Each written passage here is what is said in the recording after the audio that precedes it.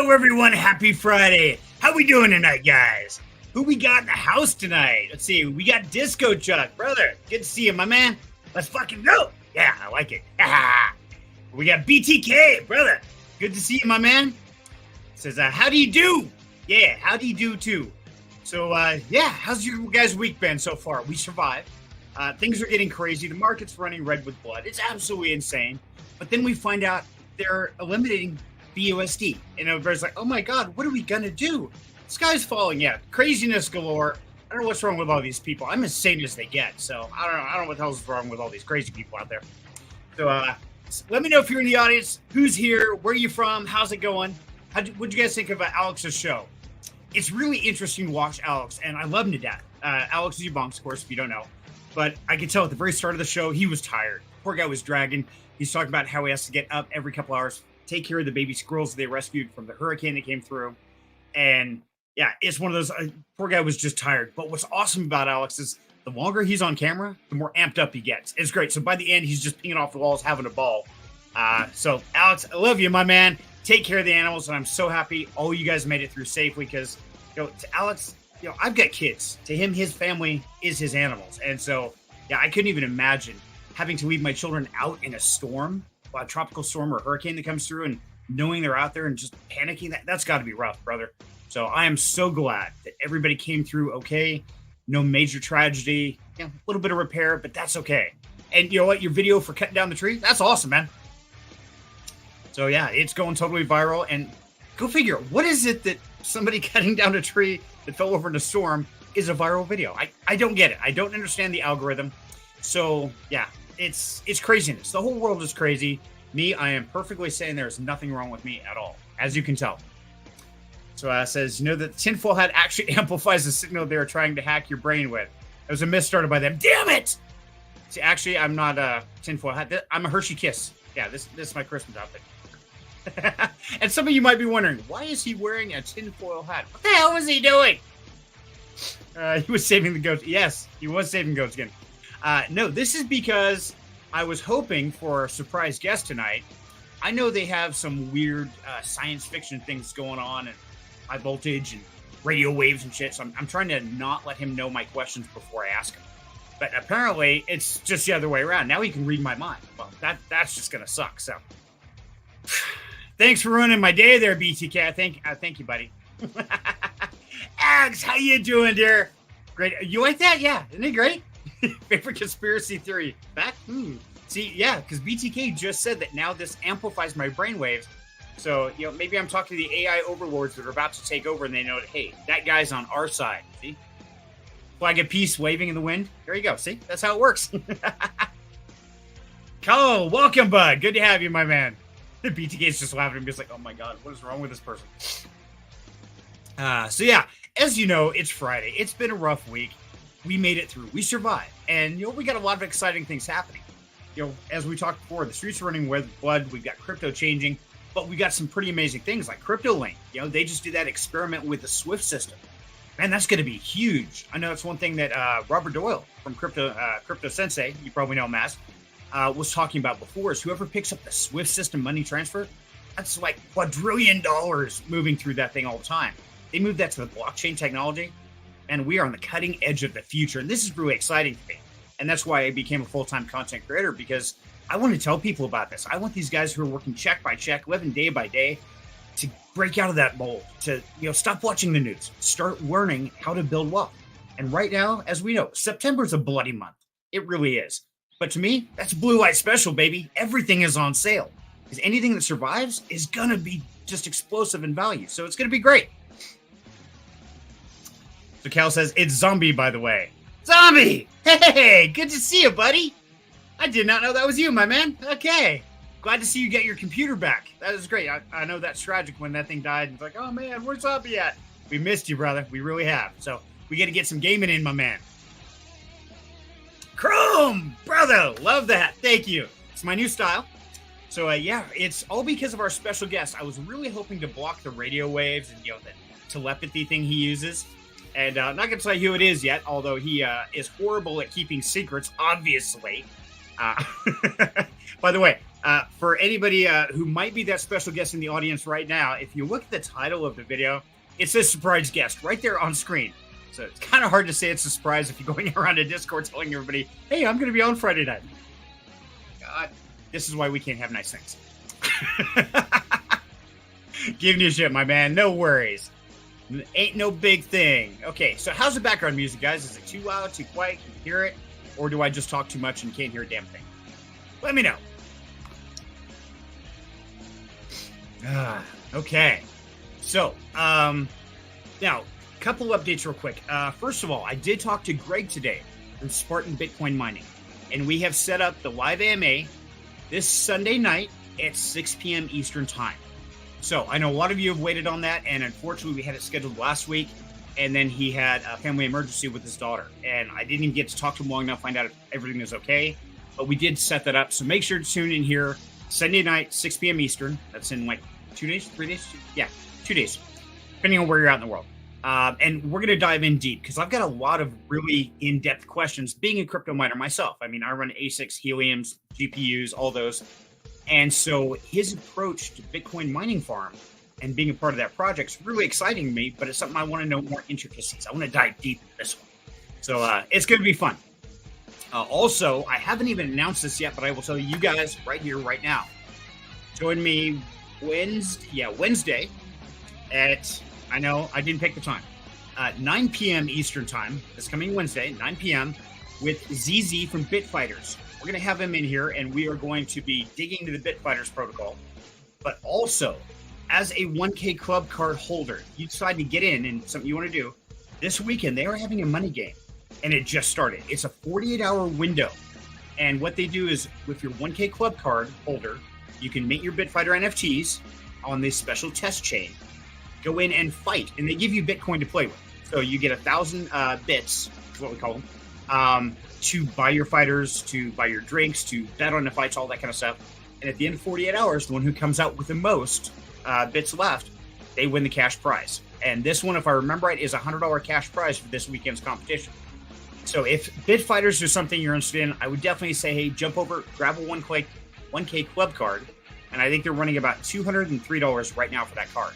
But every time a card is minted, the price goes up. So the earlier you get it, the better off you are. But yeah, you should be able to get into the fight right now. But there is a little technical difficulty going because I got my bits, but I go to the ATM machine and my fighter can't withdraw the bits to go register for the fight. So they're working on that right now, and we'll know something here in a couple hours. But if it's something you're interested in, definitely check it out. Let's see what else. Wow. So many things going on. It's hard to keep it all straight. So let's see. What do we got? 10, 11. Let's see. I just, wow, I drew a blank. Sorry, guys. Now, something else coming up is I'm going to be putting out a video here shortly about the Crank Network. Now, I know a lot of you guys watched my video about the last beta phase release, that they were releasing 1,000 licenses for phase 2 of the beta. And I did pick up one of those licenses, so I won one and I bought one. Now I have 2 miners running. And you know what? The earnings are actually pretty impressive. Yeah, I'll share that with you here real quick. Let me pull that up. Just so you know what we're talking about, I'll give you guys a glimpse of what's going on here. So let me share my screen and share screen and see if I do this without breaking it this time. There we go. And share. Okay. So these are the gateways here. And this, now keep in mind, Crank is just a Helium network miner that's mining Helium and Crank simultaneously. So like this one here, one of the miners is pushing down, 10.958 Crank per day. It equals to about a little over $1.10 a day per miner, because you see they get paid for the send and for the receive. So it's really pretty cool. And the simple fact is I have 2 of them and we're 300 yards apart. And so, yeah, they're literally sending and receiving to each other. So if it's something you're interested in, you might want to check it out, keep an eye on it. I think I'm probably going to pick up one more license because I've got one more miner just over the hill behind me, about a quarter mile away. So I could have all 3 of my miners feeding each other. So that's what I got going there. Let's see. I think that's the majority of it. What is it you guys want to know? What do you want to talk about? And do you have any questions before we bring on our special guest? Although they're not sitting in the back room yet, so probably doing their hair. See, I had to do my hair. This one took time today.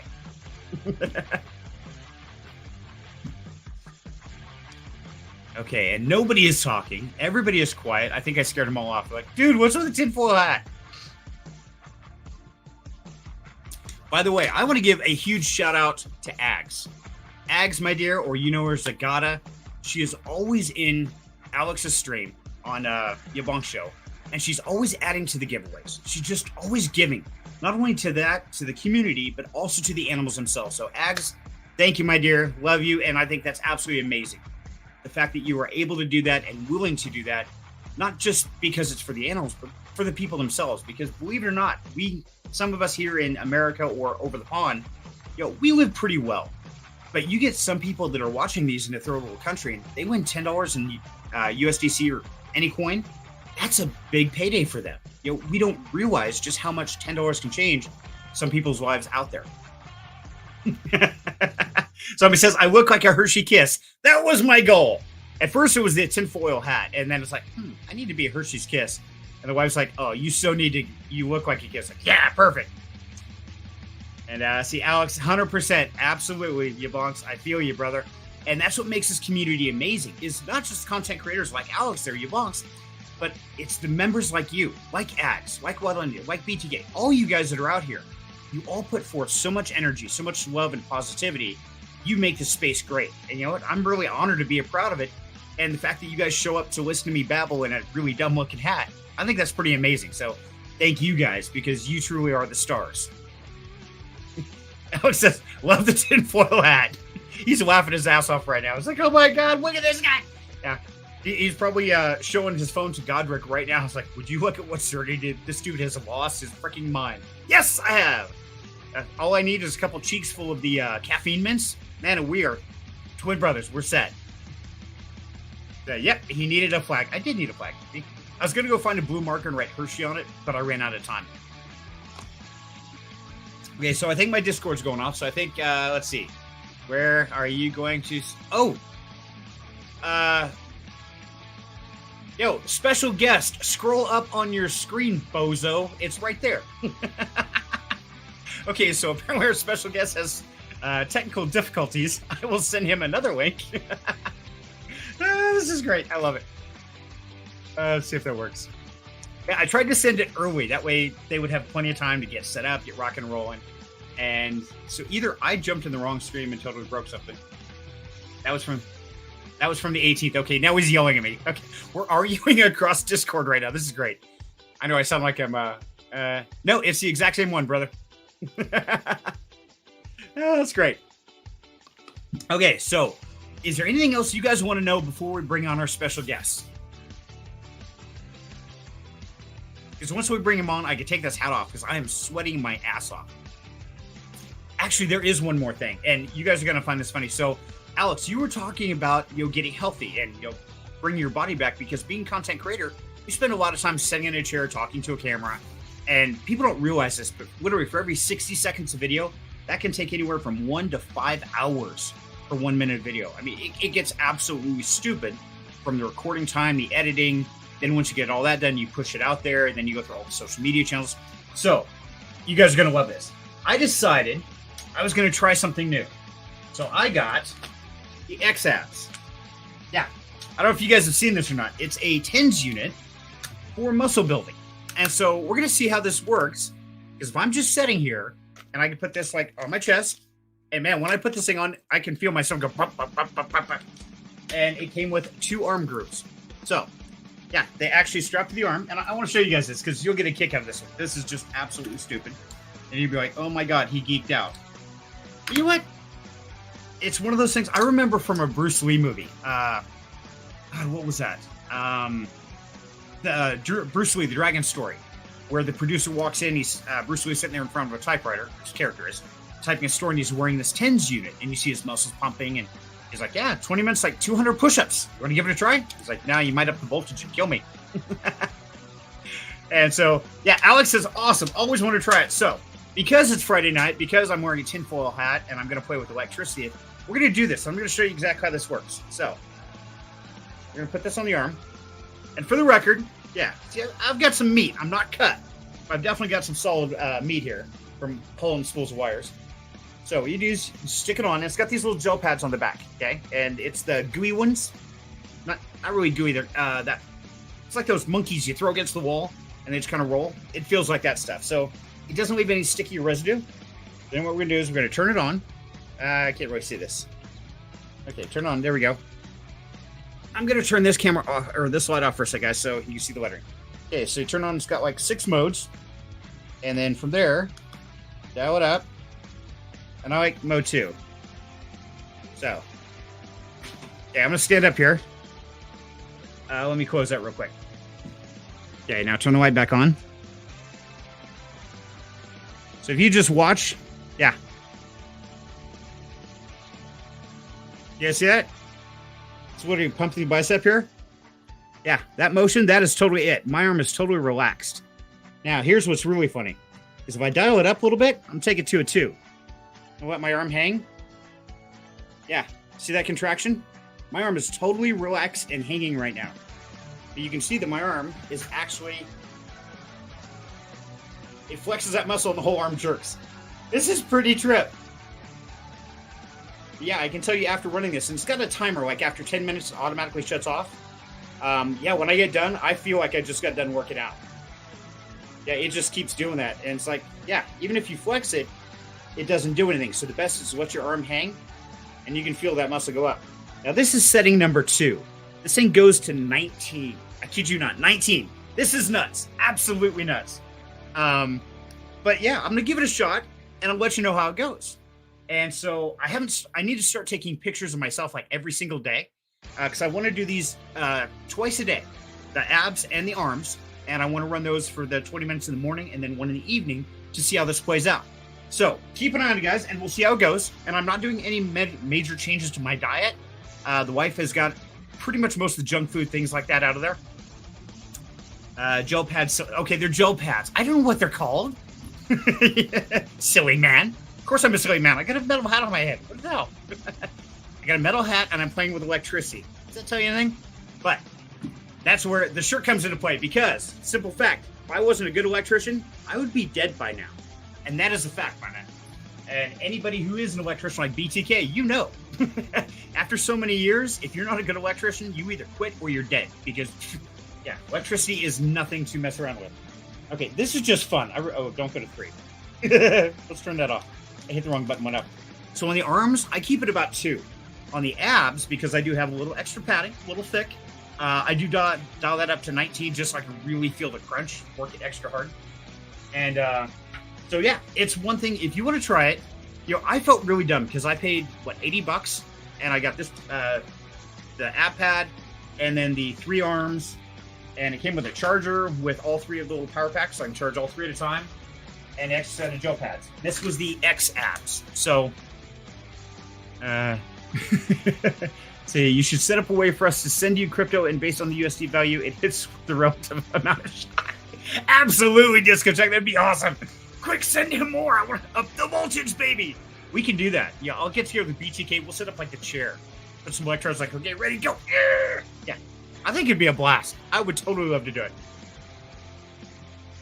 But actually, you know what, Disco? That is one thing I'm really striving for, because especially as a content creator, I'm trying to get to that level to where I can take, what do they call it? The chat donations, and I get monetized and things like that. So it brings a lot more things to the community so that people can donate, and they can, or super chats. There's the name of it. But right now, yeah, I'm just a little shy on the watch hours. So I need to get more people just watching the videos, watching the streams, and going that way. So I'm working on it. So if you would, hey, tell your friends about us. Say, hey, come check out this idiot in a metal hat playing with electricity. It'll be great. It's Friday night. What are we supposed to do? Chrome says, classic Sparky shirt. Absolutely, my man.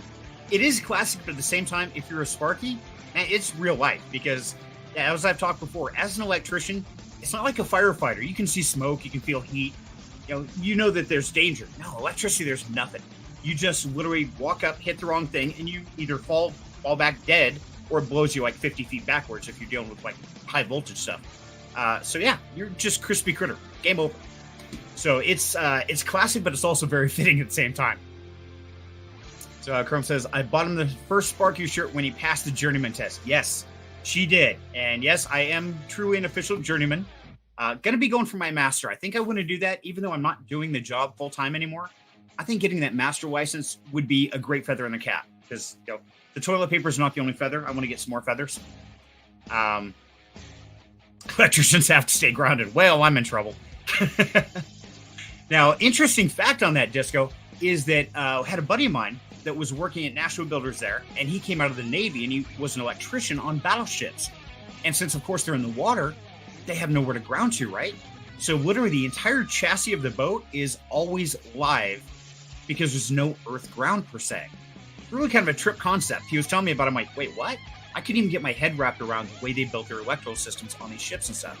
It's pretty nuts by the sounds of it. Yeah, this thing is hot. I'm sitting here cooking in it. Disc Chuck says, ooh, eyeballs, I like that. Grump says, do it! Yeah. I say we do. I say we set up some type of chair and stuff. That way everybody time sends, okay, $10 super chat, up the voltage by 1 click. That's a 10-second run. See, I think we could have some fun with this. I know Alex and Austin Clark did one where they did burpees and stuff. I'll do it with electric shock. And put it in the chair, okay, 10 seconds, go. I think it'd be a blast. And I know you guys would show up to do it because it would just be so much fun. Like, donate. I want to see him cook. Have no fear. I can take it. Okay, so without further ado, I think we've gone down the rabbit hole enough. I think we have given our surprise guest finally time to figure out what he was doing and to get it right. Is he laughing? He's not laughing down there. He's like, oh my God, he's making fun of me again. Yeah, I am. I would like to introduce you to the one, the only BTK. BTK, welcome, brother. What's up, man? Hey, good to see you, my man. Can you hear me okay? I can. Can you guys hear him okay? Your hair quiet maybe, or that might just be me listening to myself babble. I don't know. It's hard to say. Well, let me know. I can adjust. Okay. If the background music's too loud, guys, let us know in the chat here. And yeah, good to have you, my man. How you doing today? Great, dude. I'm just hanging out. I just had a cup of tea, so I'm a little bit caffeinated. Kind of needed that. It was a rough day. I feel you there. So, yeah. And so now you guys understand you bought BTK. Yes. And he already told the Only Burns Discord, man, what part of surprise guest did you miss out on? I got to ask, really. Oh, sorry. I was trying to connect my YouTube account here to see the comments. What did you ask? Can you not see the chat on the side of the screen? Go over on the far right of the stream that you're in with me, and you should see a comments tab. I think he's frozen. Beam him up, Scotty. He's frozen in time. BTK, I think we lost you, brother. We will see. Am I back? Okay, yes, you're back. That was weird. Yeah, everything just went black. So, sorry, I missed that. No, you're totally okay. So, on the stream that you're seeing me right now, top right corner, you should see comments, a little button. Yeah, I'm looking at the comments, but to jump in the chat, I have to connect my YouTube here. Oh, you do? Oh, yeah. I didn't realize that. Okay. See, for me, it just down at the bottom of the chat, it has a little box there where I can just type and click. So, yeah, I can't remember which Google account, whatever. So I'm not in the chat right now. You were just on it, man. You were over there in the Alex's show. Well, I was actually using, YouTube.com. Now I'm in StreamYard, whatever. What else is up, man? Hey, living the dream, my man. So you like the hat? I was prepared to go down the rabbit hole. I thought it was a tinfoil hat, and then like halfway through typing my comment, I realized it was a Hershey Kiss, but...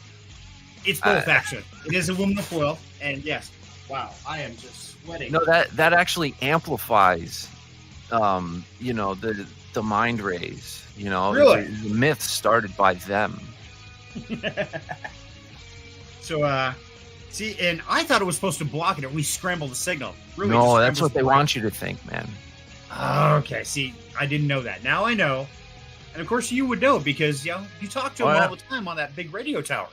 You were talking about cranking helium and stuff. Yeah. You'd probably get a kick out of my helium setup. I have, I got some really good coax from, just being a ham radio hobbyist or whatever, but I split it. I use a splitter that I got for that frequency. It's 900 megahertz, I think, is crank.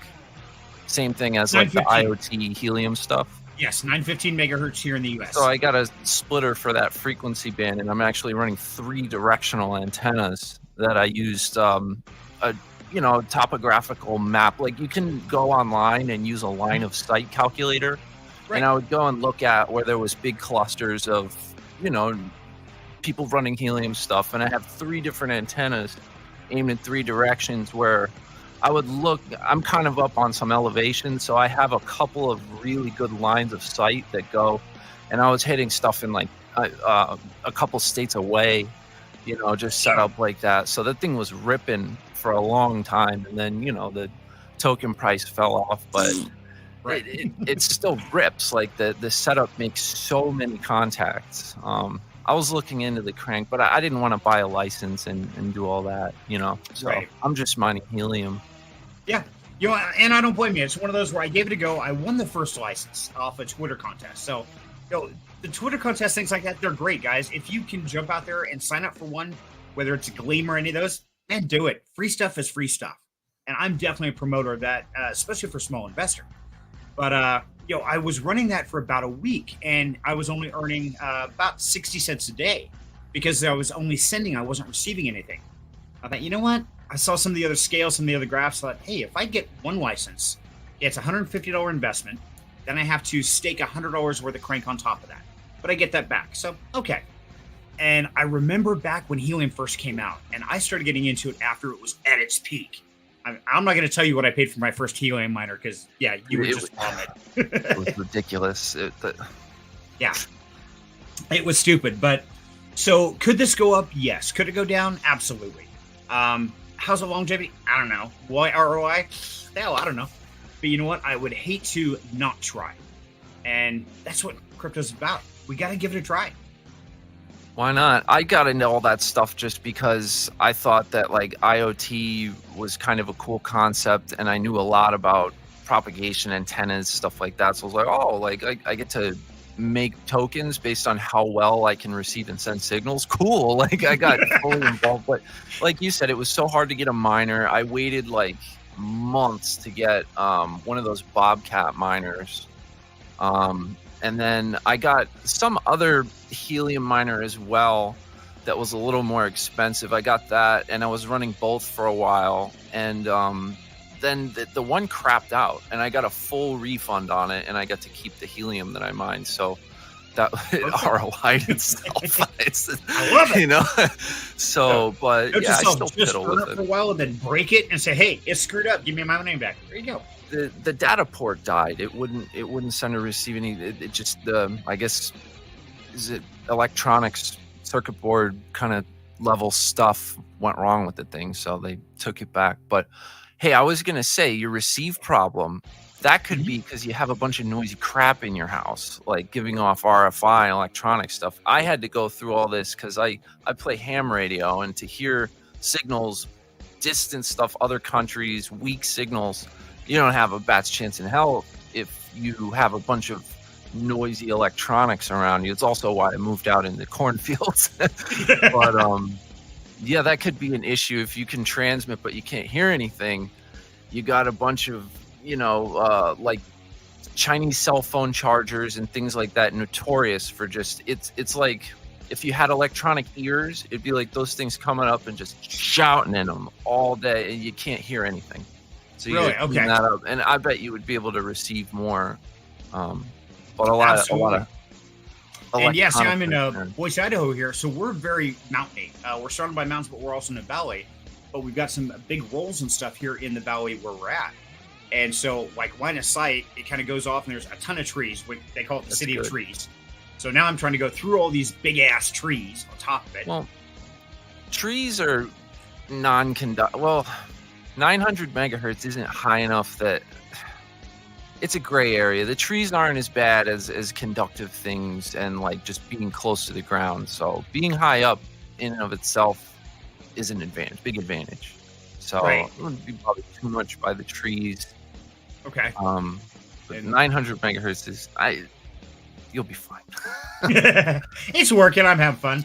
So while he's ask him about ferret legging. Okay, so what the hell is with a ferret legging, buddy? Fill me in because I was missing that whole conversation. Oh, well, Yeah, no, ferret legging is pretty interesting to me. We actually have an underground kind of like ferret legging thing. We're in training. We're exploring, you know. But maybe you should look up ferret legging on Wikipedia and just see for yourself. I mean, it's a time-honored sport tradition. It's been going on for a long time, and you know, it's interesting. We're trapped in trousers, worn apart to Smith's nose. Put him down with ferret down trousers. Oh, come on, you got. Okay, yeah, I need to find a video or something on this because this sounds interesting. I had to see what it was. Let's see, Rigmel, King of the Ferret Leggers. Let's see what it is. How do you play ferret? I've never really seen a video of ferret legging. Here, I've got the wiki. So, in the sport of ferret legging, competitors tie their trousers at the ankles before placing 2 ferrets inside and securely fastening their belts to prevent the ferrets from escaping. Each competitor then stands in front of the judges for as long as he can. Competitors cannot drink or be drugged, nor can the ferrets be sedated. In addition, competitors are not allowed to wear underwear beneath their trousers, which must allow the ferrets free access from one leg to another, and the ferrets must have a full set of teeth that must not have been filed or otherwise blunted. The winner is the person who lasts longest. I mean, that's a man's sport. That's disturbed. I like it. Okay, so I got a video here, and I have no idea what this is, so we're just going to have some fun, guys, because I found this video about ferret legging. Let's see what it says. Let me know if you have audio. To preface, like, the ferrets, we have a guy who's in the communities here, Ferret Pew Pew, and, you know, he's a very beloved member of the community, so we talk about ferrets a lot. We find a lot of ferret-related things and find them exciting. Hey, nothing wrong with that. We had ferrets. My boys each had a ferret when they were younger and loved them to death. They're a blast. Okay, let's see what this is. You guys got audio? I have no idea. I've never seen a ferret legging video. And I can't hear the audio. Okay, so I probably screwed it up. So hold on, I always do this. When I share a screen, it doesn't always share the audio. So let's try this again. Share a screen. Share audio tab. Entire screen. There we go. System audio. Okay. Right one? No. Oh, I see John Richter's in the house. John Richter! You better not be driving, man. Be safe out there. Yes, please do. And we got Wally says, welcome to Crypto Inc. general chat every day. Oh, yeah, it's a great time. Okay, let's back this up a little bit. Okay, so, can you hear it now? Nope. Can you guys in the audience hear that at all? I don't know. Nobody's answering. Do you have YouTube up? Do we know if that's running? I can open that real quick, too. Although I get a hell of an echo if I do that, so I can't do that. Oh, phone. My phone. Never mind, my phone. I want to watch this about ferret legging, but I want to make sure everybody's getting the audio for it. The Wikipedia is pretty thorough. I mean, that's where I found out about it. Yeah, it definitely tells us about it, but you know, that's not the same as seeing it, man. We know how this game goes. Okay, so I'm gonna try this again, and let's see what happens. Oh, jeez. Yeah, I've never actually watched somebody do this. Oh my god. Nope, it is not giving the audio, so I don't know what I'm doing. I hope I do apologize. It's a great cartoon either way.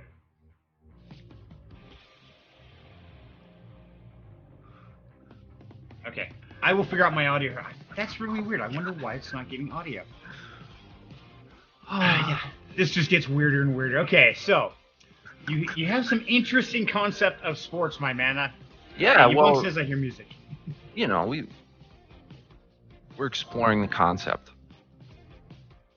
So, in what country is ferret legging a big thing? I mean, where did this come from? It started in England, in like Yorkshire, somewhere around there. Yeah, it was coal miners in England who started doing this for fun a long time ago. Coal miners in England. Okay. Wow, that's. I mean, that's what I'm getting from the Wikipedia. Okay. And yeah, this video actually is pretty cool. I need to get the audio to work, and I don't know why. Yeah, this is really strange. See, this is what happens when things go sideways. Let's go audio background.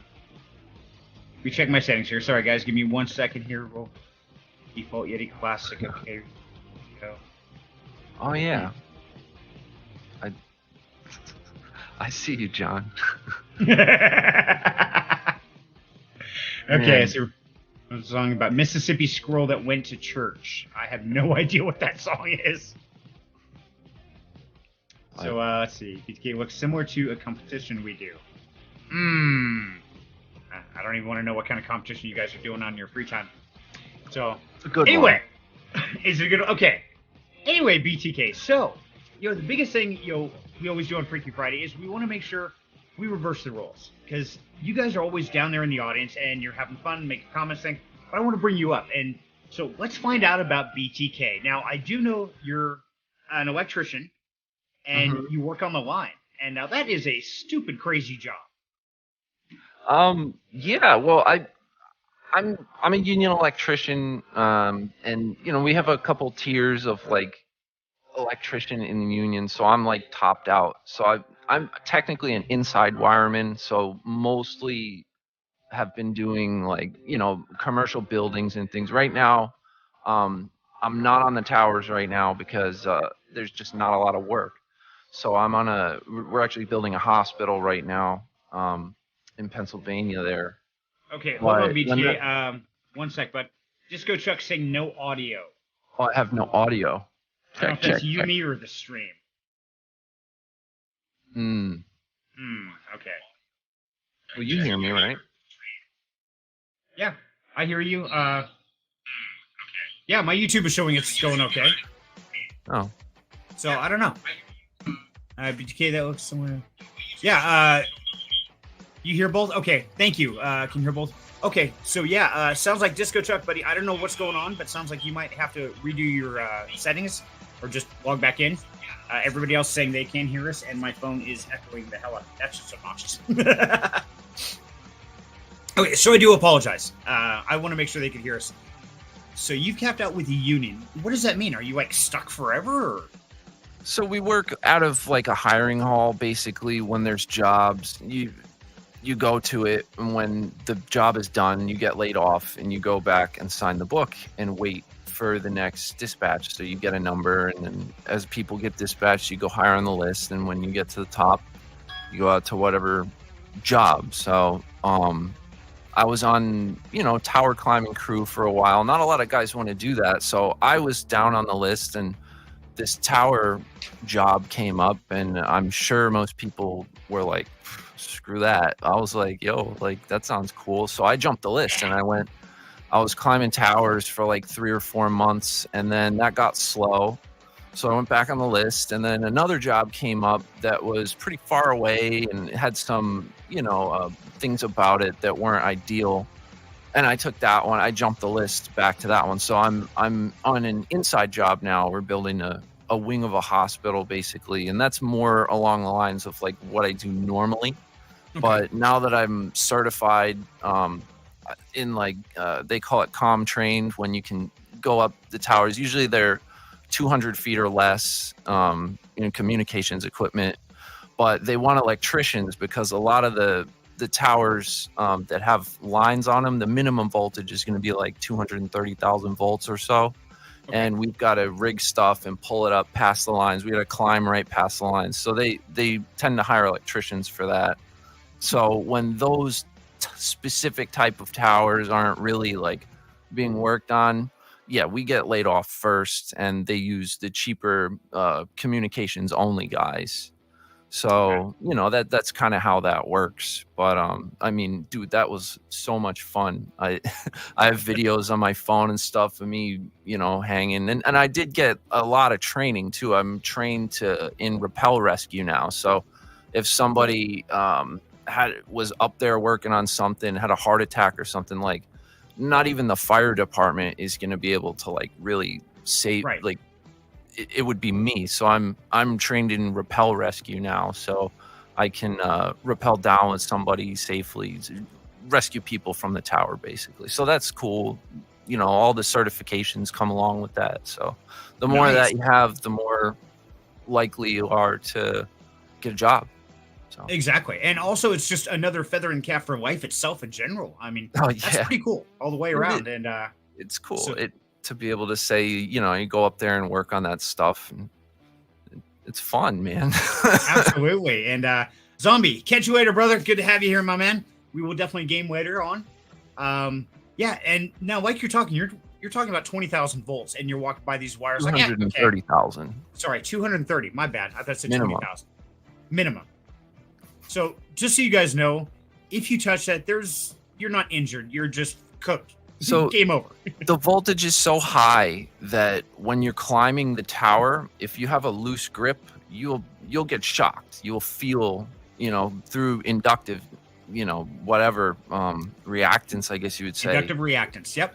So you have to grab the tower tighter to make that stop, and your gut reaction, you know, it's get a shock, like, oh God, you want to let go, but you know.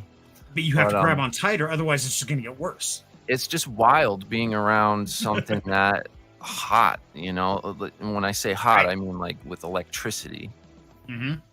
And I think it, you know, in fact that we're both Sparkies for a living, I think it takes a certain level of stupidity to become an electrician. It's got to be. We've got to have like this rolling death wish, or we're just like the luckiest people on the planet. And it's like, yeah, no, we're good. Don't worry about it.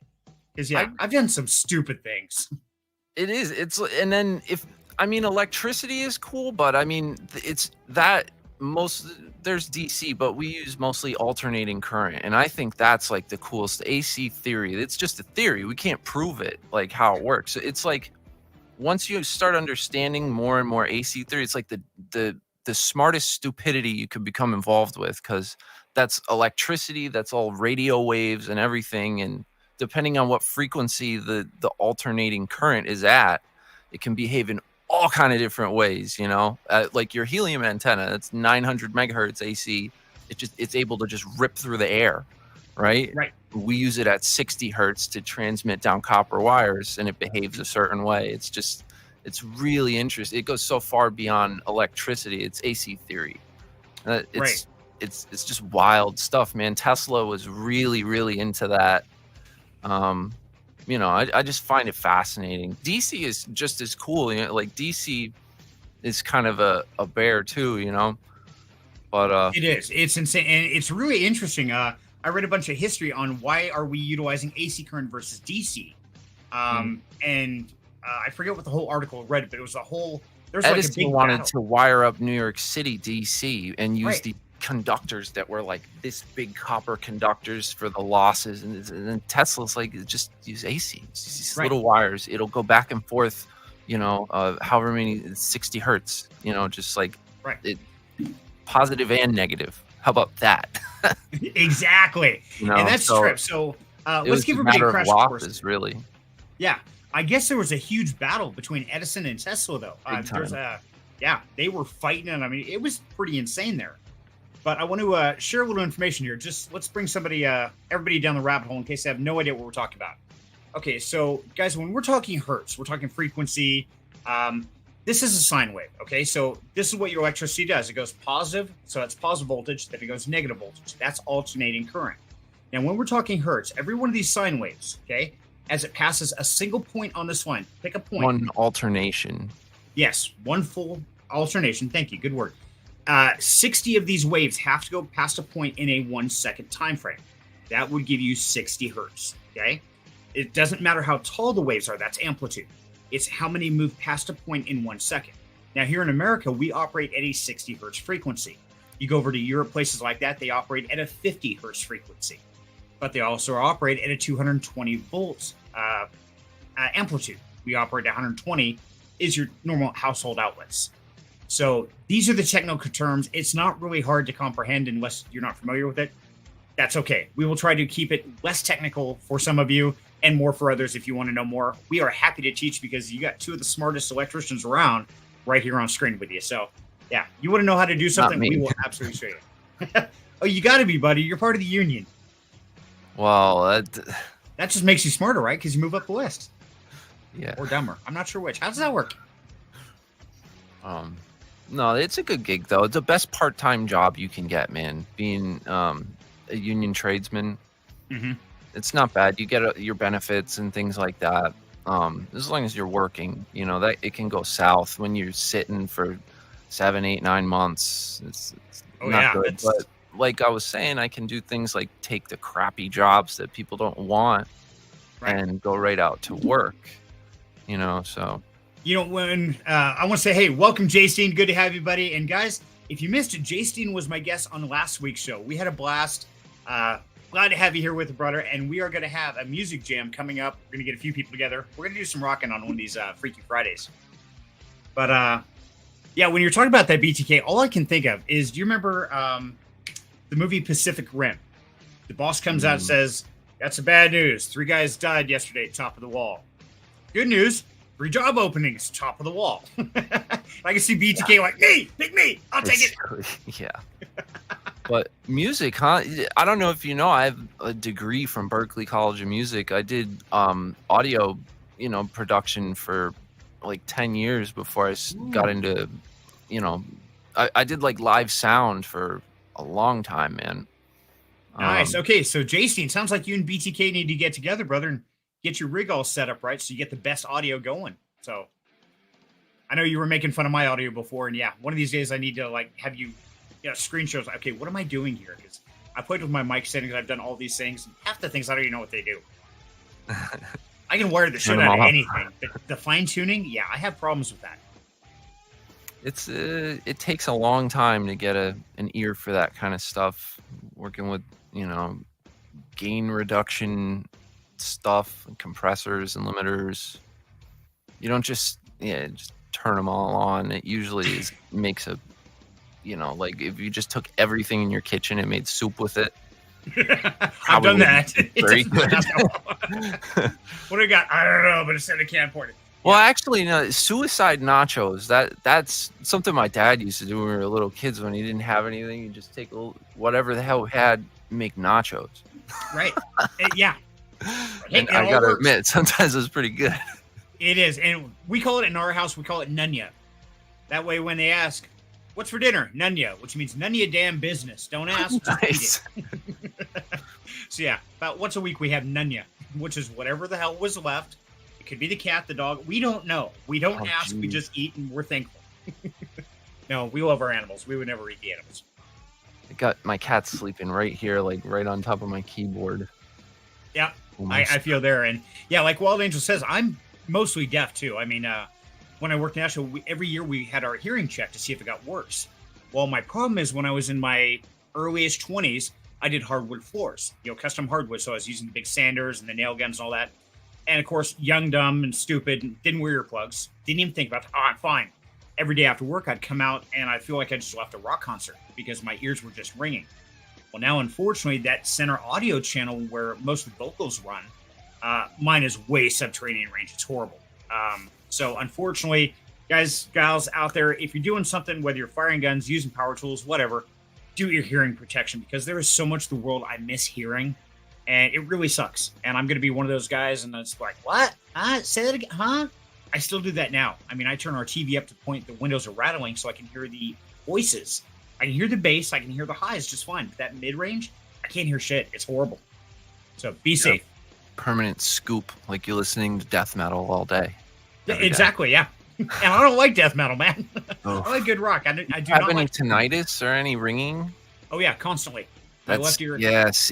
Like, so if you're interested to know what's going on in your ear, because I, studied music and audio production stuff, I know about this. It's there's a canal in your ear called the basilar membrane, and it has all these little hairs in it, and they're all slightly different lengths, and they're sympathetic to different frequencies, and that's kind of like how you hear in a way. So what happens is that these little hairs get damaged, and enough of them get damaged near each other, you'll lose certain frequencies, and they'll just be there forever as ringing, basically. Mm-hmm. So it's gone. It just rings, and the more of that happens, the louder it gets.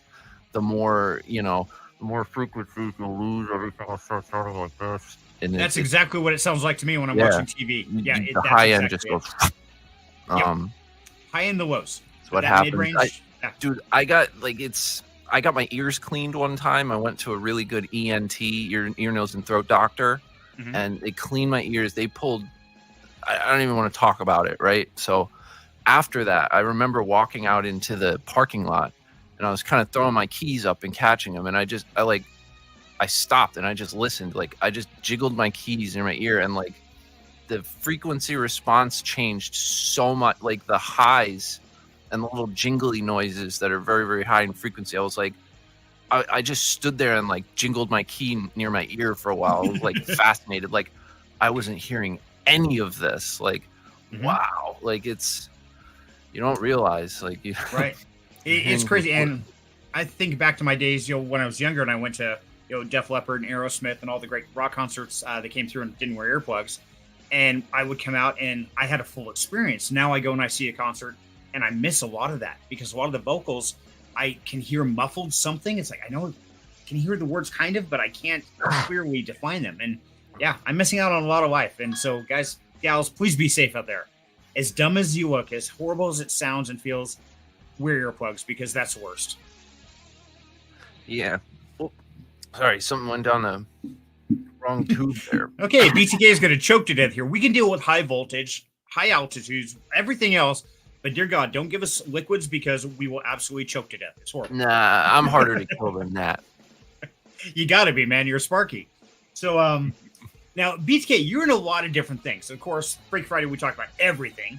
So I want to get a little bit of intake. Now, of course, you're in the Only Burns. I see you there, and I see in a couple other Discords there. But you've got a very unique perspective because you hang out with Cyril all the time. We all know and love Cyril, his brother from another mother. Very much. But you actually get the honor of going back in the garage and just going down the rabbit hole, way off the deep end. Dude, to tell you the truth, me and Cyril, like when we're around the garage, we don't really. I mean, we talk about crypto and stuff for a little while, but most of the conversations we have are about like fourth, fifth dimension or space travel or just very out there concepts. It's pretty much what we talk about. So just having somebody to talk with about stuff like that. Yeah, exactly. I'm ready. Let's do it. But, now you guys see why I brought the tinfoil hat, because that way I can be on the same wavelength here.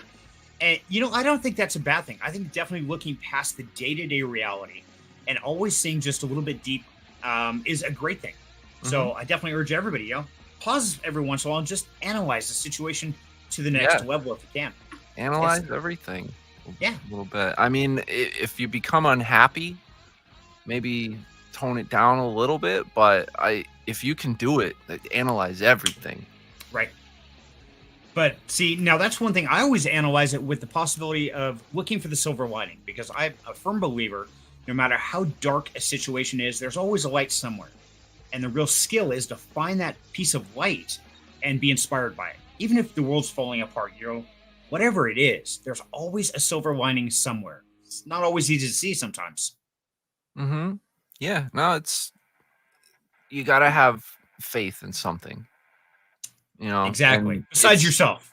That's just arrogance. That doesn't work. That's a good thing to believe in too. If you just believe in yourself, that's fine too. Just something. Fair enough. As long as it's not solely focused on yourself. If you think that, yes, the world revolves around me, because I know people like that. Oh my God. That's a dangerous mindset. You won't get anywhere. But because then you have nothing to learn. You're just stuck at I'm superior. Yep.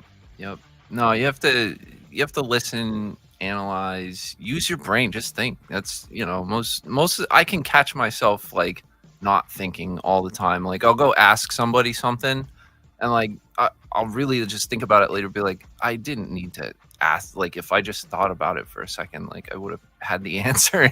And I think everybody does that every day, at least a couple of times. If you minimize that though, like your life will change. Right. It's really funny when you start really looking at people and watching their characteristics. They'll walk over and they'll ask them, they're like, what are you doing? as you're sitting there putting in a reset or a switch or something, you're like, how does it look like I'm doing? Right. They could have observed that, saw what you're doing, and asked you a question about what you're doing, which would have led to probably a lot more of either a productive or just a higher quality conversation. You know, maybe it would have gone somewhere. Exactly. Instead of saying, what are you doing? It's like, hey, I noticed you're doing it this way. That's really interesting. Why do you do it in that manner? Why do you career wires that way? Why do you install your, whatever it is you're doing?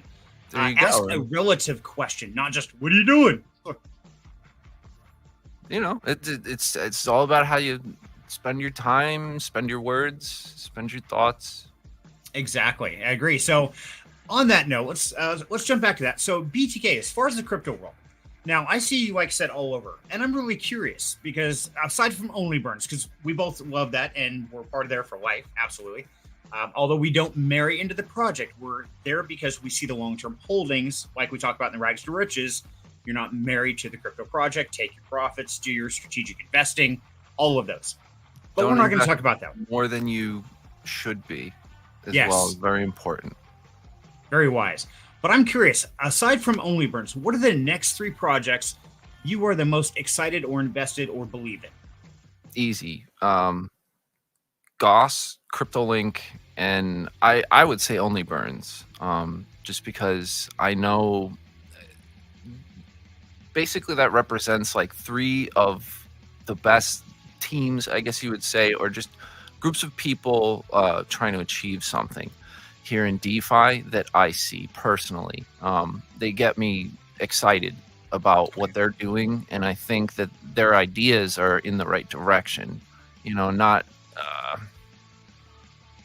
all of them are doing something like kind of new, you know, and something that provides something very valuable to DeFi, like stuff that we need, you know what I mean? And they're working on it, and I'm very impressed by those 3, you know, right now. As far as like, you know, micro cap DeFi stuff, you know, most of my holdings right now is like Bitcoin, Ethereum, and XRP, you know, but I have, you know, I'm into those pretty well.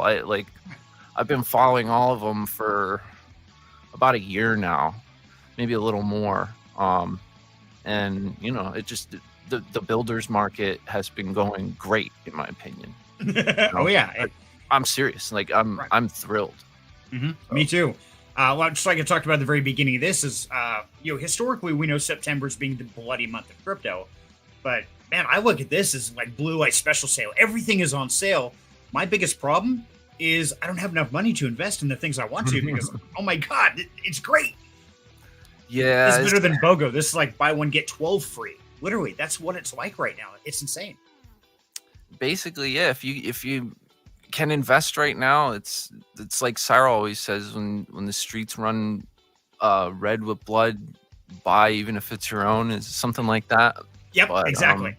Yeah, it's not like when the bull market was going on and you just like had stuff. Like I remember I was in Sphere when that first started, and when it was like rebasing and stuff. Oh my God, dude, some days you'd get like $700, $800, $900 in like Sphere tokens, you know, and it was just like, oh, okay, like what are we gonna buy today? It's just like, oh, this is great, you know. And then, but it honestly, like that was exciting and stuff, but like this bear market has been more exciting, just seeing this stuff going on, being built, getting ready and thinking about the next bull market or the next cycle.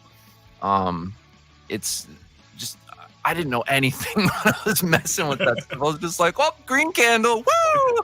Coming in, woo! But yeah, and you know, hanging out with people like Cyril has been just so awesome, man. Like he's helped me so much, just wrap my head around what goes on, you know, and figure out what I'm looking for out of this, basically, you know. Right. And yeah, because I've same thing, and I don't tell Cyril this, guys. Hopefully he's not watching. We don't want to swallow his head any bigger. But yeah, like on the Rags to Riches every Friday, I always try to go in with a question that I really want the answer to. A lot of the questions are preconceived to really help educate the newer people in the community and get the information out there. but I always try to sneak in at least one question I want the answer to because, yeah, Sarvel knows so much about this stuff. He's analyzed this stuff for decades. And I'm fairly new in crypto compared to his time frame. Compared to others, yeah, I'm a seasoned veteran. I've been through, a bull, a bear, back forth. And so that's why I can see all the possibilities right now. But yeah, it's really amazing to surround yourself with people that are smarter in other areas, and you can feed off of each other. And I think that's a great thing to do. And so don't tell them that we said all these good things about him. Yeah, we don't want him to know that. He's probably watching and listening right now. Yeah, I think he might be a little busy. You said he was going to try to pop in here, but he did. Yeah, so we might have a surprise third guest. We'll see how it goes. Now I'm curious about that, BTK, because you mentioned CryptoLink. Now I just read an article today that they completed some tests with the Swift network. Did you read up on that? I didn't see those. I was busy doing whatever the hell I was doing, pulling what we were doing, the critical low voltage circuits for the patient stuff that's going to be in the hospital. Oh, okay. Well, that's important. Yes. And speaking of hospitals, real quick, I want to interrupt. Just so everybody knows, you guys knew on Rags Rich, we talked about that my wife was in the hospital for a back surgery. She came home today. She is good. She's sore and moving really bad with a walker. But surgery went great. All is wonderful. So it's good to have her home. And thank you all for your wishes and all your loves and prayers. It really means a lot to us. So thumbs up on that one. But now it's interesting because I know, now, do you know who Robert Doyle is? Crypto Sensei? I've seen Crypto Sensei around. Not super familiar, but I'm familiar with the name. Okay. Huge promoter of XRP. And for quite a while, thank you, John Rector. Thank you, brother. And sorry, by the way, BTK, if you haven't figured it out, my ADD kicks in and I just start bouncing all over the place. It's just my way. You're good. It's Freaky Friday, my man. That's right, buddy. This is the way I am. But one of his big things, he talks a lot about XRP, the business models, everything else. And for a while now, he's been talking if the Swift system was to utilize the XRP network, that would be absolutely freaking huge because we're talking quadrillions of dollars, stupid levels of money. But then all of a sudden I read this article that they were using CryptoLink for a test. Now, I don't know if XRP and CryptoLink have some similarities or if there's overlap or how all that works. And I was curious if you had some info. I mean, CryptoLink has their whole like XRP ledger, and I'm honestly not that like up on exactly how that works, but I know it was built a long time ago, basically purpose built for like that institutional whatever, like basically to be a better Swift. So, but CryptoLink is a much smaller project. Like it's probably just a terminology they're using. I don't know if they're referencing like the CryptoLink project I'm talking about, but what they do, they have a decentralized cross-chain messaging layer. Like you can think of it basically as like between layer 1 and layer 2, something like that. It's a proprietary messaging layer that they run on this decentralized network of nodes, validators, I guess. You would stake liquidity and become a validator. So that we have all these, once there's enough, they open up a chain. And what it does is it allows them to take their paper token and use it as a cross-chain messaging token. So let's say you want to swap Ethereum on Polygon for Ethereum on Arbitrum. Well, not a good example. So that's soon. Ethereum on Polygon is Ethereum on Binance. Okay. So it would basically take your wrapped Ethereum, convert it to paper, right? The paper would be burned on the source chain. It would mint paper on the destination chain so that the supply of paper never changes. It gets burned on one chain, minted on another chain, and converted to wrapped Ethereum on the destination chain, and you get it. And the magic of it, though, is that this happens at the speed of block finality. So there's no waiting when you're bridging. Like it's really not a bridge, but it's a cross-chain messaging, cross-chain swap, basically instant. Like whenever the block finalizes, it's done. There's no waiting. The better thing about it is there's no, like all these bridges that are getting hacked all the time, you read about that, they're getting like their bridge liquidity stolen. So they have to have these wallets with all these tokens in them to use as bridging liquidity, and just the idea of that in the first place is pretty centralized. Like, what happens if the bridge goes down, you know, like, Right. so they're using native pairs for the CryptoLink swaps, so that it's always paper paired to Matic or paper paired to BNB or something like that. So they're using the existing, you know, native tokens liquidity pools like on the dexes. So Okay. it's a lot more secure, I would say, and, you know, obviously way faster. So it's cool stuff, man. I think a lot of people are going to want to use it when they find out about it, because it works.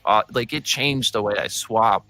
I mean, because you want to do intra-chain stuff, it was always a pain in the ass, right? I mean, like, Right. who likes bridging? Like, it sucks. Like, wait half an hour, maybe it goes, like, it just sucks. So, like, these cross-chain swaps, it just feels like using a DEX, like, you know, Quick Swap or Pancake Swap or whatever. Okay. And it happens that It's fast. from what you're describing, it's almost like a crypto transporter versus actually sending it to one place, then swapping, converting it to another one over here. It Yeah, literally puts it here, shreds it, builds it, and it's done. It's like there's no exactly. middle. And they're So it's pretty running cool. a messaging layer that can, you know, tell it what to do with their paper token. So, Right. and that happens like that, you know. So it's That's cool. pretty It's very, slick. very cool stuff, man. So And I do want to confess, I did get the name wrong. I do apologize. It was the crypto link, or sorry, no, Chainlink is what tested with Swift. Chainlink, It was right. Chainlink. So my bad. Sorry, guys. Yeah. I blame it on tinfoil hat. It cooked my brain. Yeah. Chainlink Totally is the hat. a little bit bigger project. Right.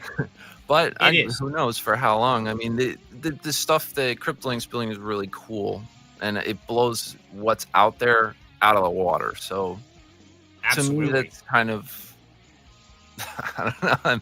I'm here for it, you know. Right. And one thing with the bridge is what always made me nervous is I go in and says, okay, now send your crypto to this wallet address. Like, why the hell am I sending it to somebody else? No, I Yeah, want to no, send it to myself. Oh, you send it to us, and then Bob over here is going to push some buttons, and he's going to send it over to this wallet, and then they're going to send it to you, and you'll get it eventually. Like that just don't feel right. I don't like that. So yeah, no, you don't have to do that anymore. Really, I that mean, is slick. it was in alpha. They have a product called Any to Any Swap, which I've been using. That was in alpha. Then they released it public very recently. So there's a lot of chains on there, but they're adding them. And like I said, as bridge validators, you know, stake and open up. Once there's 3 validators, they can open a new chain. So, you know, you can look into all that stuff, but it's cool, man. They're Here we go. ramping And- up, man. No, and yes, I have done some research on this. I like it. No and yes. What the hell am I? I'm contradicting myself. They're going to be adding Gauss very soon. I think Arbitrum and ETH Layer 1. Okay. So, And there's the link, guys. If you want to check this out, definitely, I need to be utilizing this more. And that's one thing that a lot of times when I purchase from fiat to crypto, I'll either utilize through MetaMask directly or I'll go through a central exchange. But this would be great because, sometimes the fees can be huge from one exchange to another, what you're buying and how it all works. But if you can just purchase at the lowest place and then just swap it for next to nothing and lightning fast, dude, that's huge. And I can see it's got Gauss, AVAX, Matic, Ethereum, Crypto.com, Arbitrum, and I know, is that Phantom? yeah. Yep. They okay. have, yep. Phantom's a little wonky right now. I know they were having issues a little bit. Were they okay? A lot of their stuff was depegged. I don't know what was going on with that, but Okay. And BTK, let's get a Validonger. Right. I don't even want to know what a Validonger yeah, is. no, I'm down. Yo, John, hit me up. And it just went crazy. Just says, you're welcome, Wow. And Validonger. Okay, so what is a Validonger? I'm really curious here, buddy. It's a validator, but me and John think, you know, the eggplant emoji is really funny. Don't ask me why, but we do. So Okay. it got incorporated into the word, and I'm fine with that. And I've heard the dong story. Sarah and I have talked. And Dong yes, story. heard all about that. It's we won't damage our audience with that one. Yeah, You can definitely DM BTK directly, and he will tell you all about it. It's absolutely wonderful. I love it. Me and my friend John like to have fun on the internet. Man, if you ain't having fun in life, there's something wrong there. Absolutely. And that's why Freaky Friday, because this is all about fun, and that's what we want to do. Is we want to have fun. So on that note, now something you do for fun. Yeah. Was that 1 minute? Was like, wait a minute. No, on that note. On that note, says, on that note, pay attention, boys and girls. We have you hot. We're good to go. Okay. So. Nice. You got to have fun, man. If nothing else, people are going to laugh like, what the hell is this bald guy doing with a metal hat? Now, BTK, you are a ham radio operator, right? Big time, yeah. Okay. I love that stuff. Now, this is really interesting because, this is 2023. I mean, we've got the internet. We've got satellites talking to everybody and everything. I think of ham radios as like 1980s, before the internet was born, communication system. Mm-hmm. And so I was really surprised that ham radios are still a thing. And so I'm really curious, what's the driving force? What's the passion behind that? So it's kind of weird. Like growing up, I had a best friend named Mike, and I would spend a lot of time at his house when we were younger and stuff. His dad was a big ham radio guy, so he was always messing with this. He had this big stack of radios and all these antennas out in the trees in the yards, and we were just little kids like, oh okay. He's like, oh, don't go near that, don't touch that. It was always just something we had to step over, and like it's that we'd go play video games, right, or something, and then all of a sudden the TV would go all fuzzy and get all distorted, and it was his dad on the radio, or so, oh okay, we got to go outside. So just it was around, right? And then later on, my same friend Mike, he got these old CB radios, and he was like, here's a CB and like this crappy magnet mount antenna, like put it on your car and like let's just start driving away from each other and see how far we can go before we can't talk anymore. And I was like, oh, okay. We were like, like 17 years old, like what the hell were we gonna do? So we're doing this, and I ended up having this CB in my car after that, right? And I'm driving to work on on the highway, and I have the thing on, and I start hearing all this activity on channel 19. This is like the trucker channel. Right. These guys, like, I don't know if you've ever been on like 4chan or a website like that, but it was basically like 4chan on the airwaves. Like my mind was blown. I was like, oh my God. And they're like stepping on each other with their signals. Like one guy would be talking like, no, let me tell you. And then boom, some guy would just cut him, slap off, and be like, this guy's a real nerd, huh? And then he'd unkey, and you'd hear the guy again, and it'd be like, oh, he just got stepped on, like, blah, blah. Just chaos, right? So I'm driving, listening to this a couple days, couple weeks. I'm like, dude, and I'm trying to key up and get back to these guys, but my setup sucks. Like, it's just this crappy CB with this mag mount, and I'm like, I gotta get a better setup. I gotta get more power. Like, I want to mess around with these guys. Like, this is crazy. So of course, like I start looking into it. I learn about how to modify CB radios. At that point, like I taught myself how to solder, mess with electronics, and this opened the doors to just learning electronics. Right. So after a year, I'm modifying CB radios and building amplifiers, these big antennas and things. And I would say after a few years of that, I had the most retarded setup you could imagine. Chevy Suburban with these 320 amp large case alternators that they use in ambulances, like not like car stereo stuff. This is like ambulance. Way beyond stuff. That. I have 5 of these under the hood, right?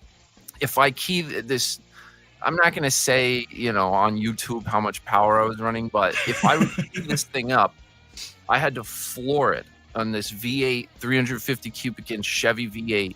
I'd have to put it to the ground or else it would stall from the load from the electrical system. And dear God, man, I built a big fiberglass boom that came off the truck with 6 antenna elements that I would have to go to a hill and set up. I couldn't even drive with it, right? So I'm doing all crazy crap like this, and I'm yelling at people and cursing, and like just like, all right, like this is dumb. So like I got sick of that, and I got more into ham radio at that point. And then, you know, I took everything I learned, got licensed, started having a little bit more gentlemanly conversations, and then realized like, wow, like I have over 100 countries that I've contacted, confirmed, you know, like all this stuff. And I started really getting into building transmitters and learning how to make good quality radio signals, good sounding AM, stuff like that. And just, I got more into the quality side of it.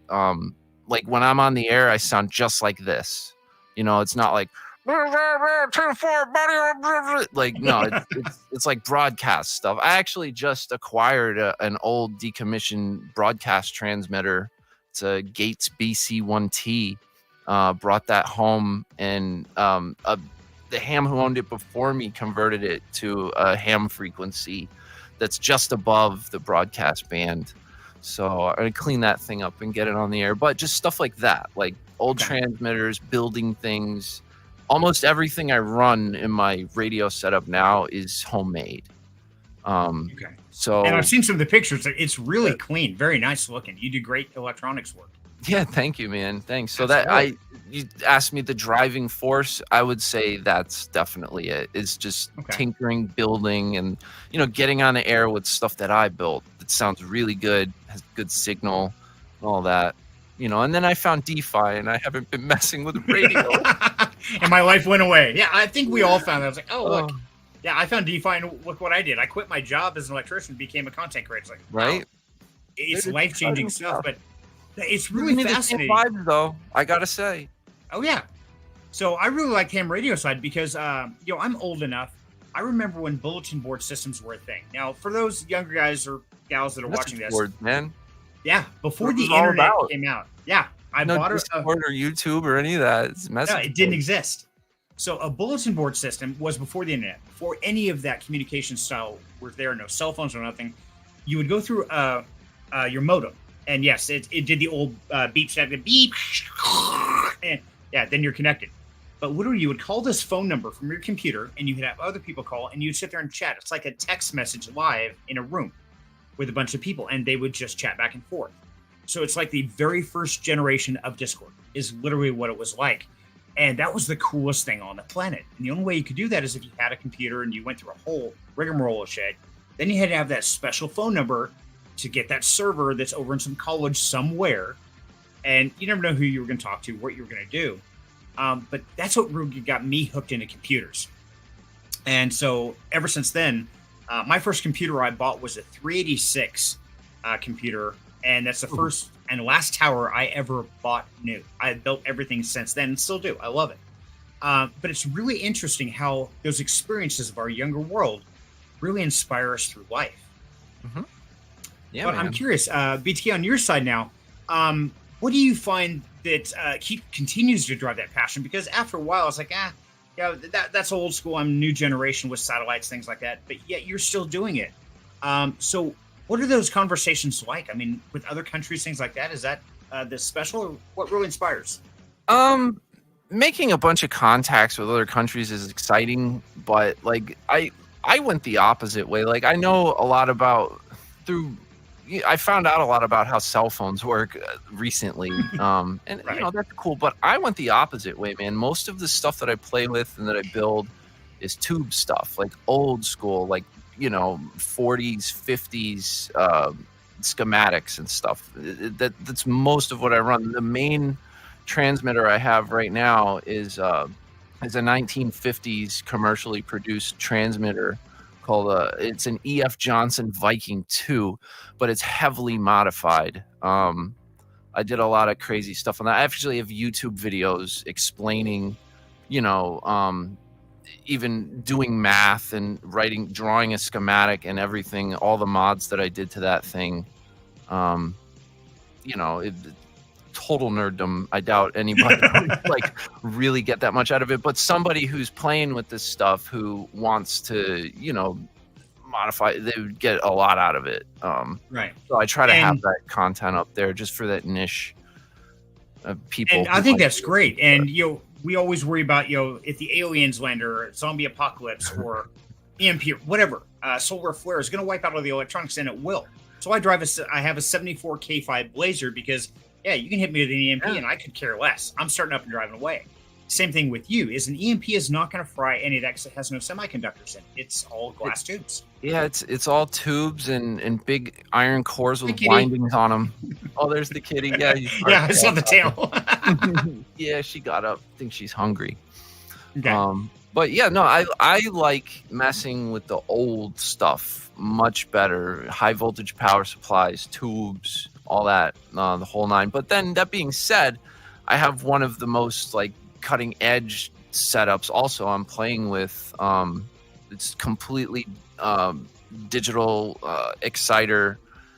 I could say a whole bunch of techno babble right now, but like I basically I can choose. I have one kind of the beginning of the transmitter chain. I can either use a very new school setup that's all DSP based and everything, or I can use the 1950s modified Johnson Viking 2, and then it's I think it's pretty cool. And whatever I feel like.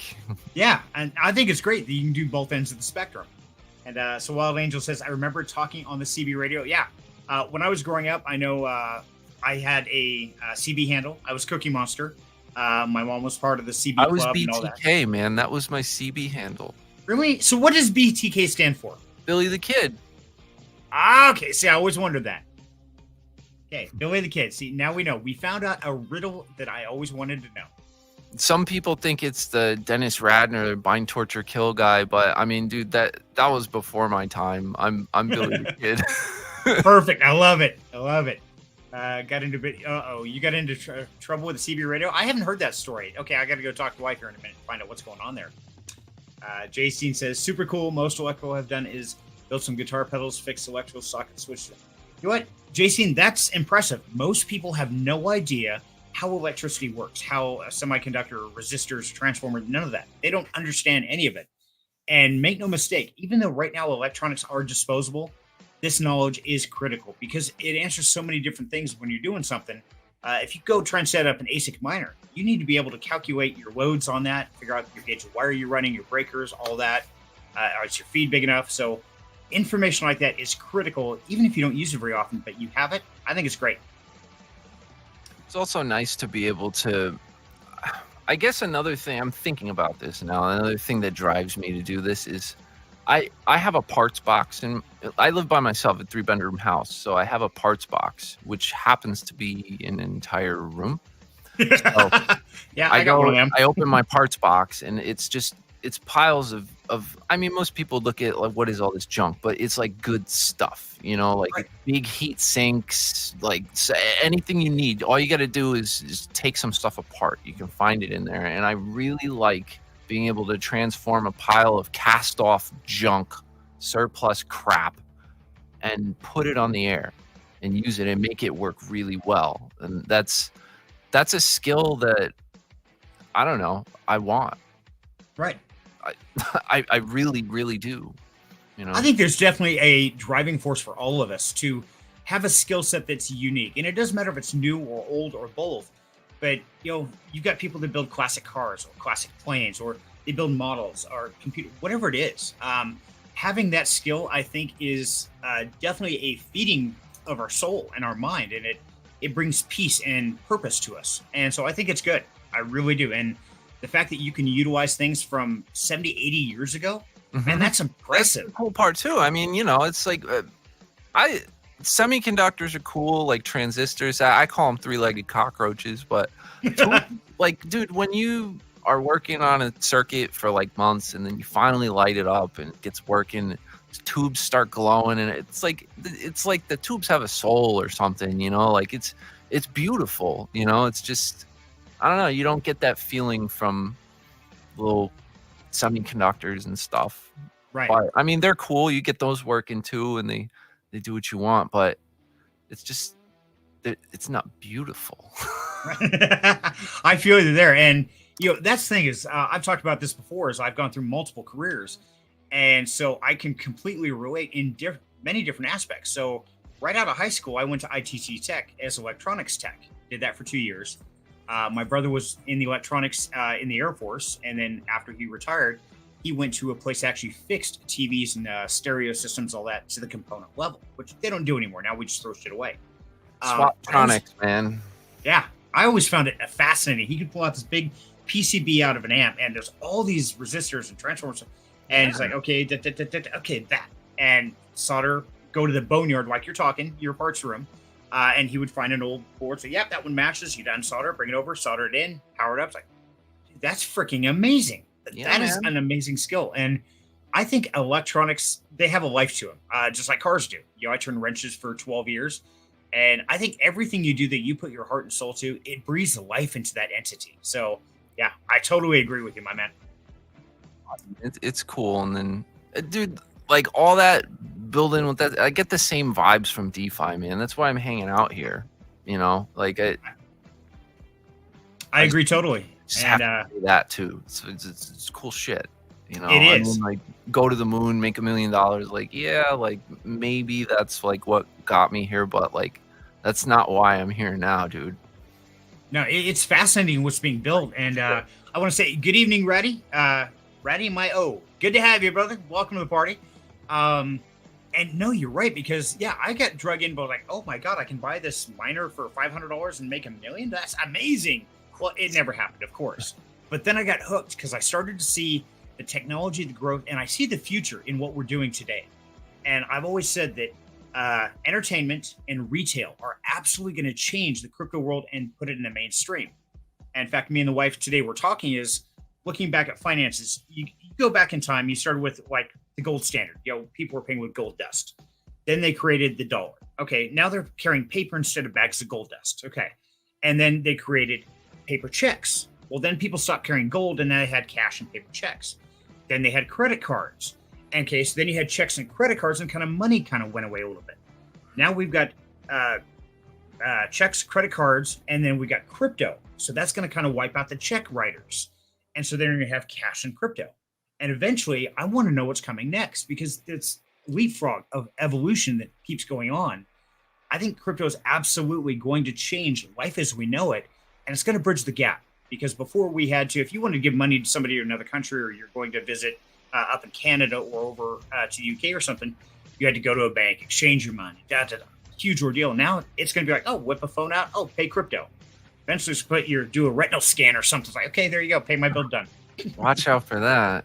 But no, man, it's like, I think the other aspect of it is like when you get involved in this stuff and you see kind of why it's there, right? It's you learn more and more and more about the way that like our fiat money works, and the way that the government handles certain things and this and that, and you just realize like, yeah, like this is pretty necessary. Like, I truly believe that like right now we're living in the end times of the debt-based monetary system. Like, I'm glad there's crypto. That's why I'm into it now. Right. I think it's definitely going to bridge the gap. Also, like you're talking, is for all of time, there's always been the elite class that had the money and the ones that didn't. And there was a very defined line. And the thing about crypto is it's blurring that line. You can take somebody who has nothing but has enough passion and heart and a little bit of vision. They can cross that gap without having to be from some rich bloodline or family or something like that. They can change their life. Validated by the fact, like, what's going on right now. And I mean, I'm just speculating. Like, I can't prove any of this, but like, let's look at the manipulation on Bitcoin. Like, there's so much of it spread out to like just people, right? Like, the Bitcoin is decentralized, man, and there's not a lot of it left on exchanges, and all this. The institutions want in. They want this stuff. They're trying to shake people out, dumping the price by it, manipulating the hell out of it. The leveraged ETFs got approved. The spot ETF didn't. So you can't actually buy Bitcoin. But hey, guess what? You can trade Bitcoin with 2x leverage and manipulate the hell out of the market. And they're just you know, they're accumulating, man, and it's a problem. Like people like you and me have most of the Bitcoin, and it's like, yo, how are, but you see what I'm saying? Like that's good. Right. Like this is, it's gonna come to a head, man. Like it's, I don't know. I just very excited about all this stuff, and I think that, you know, gold, silver, Bitcoin, stuff like that. It's, give me that. Exactly. And now I truly believe this is a bloodless revolution. That's the way I look at this.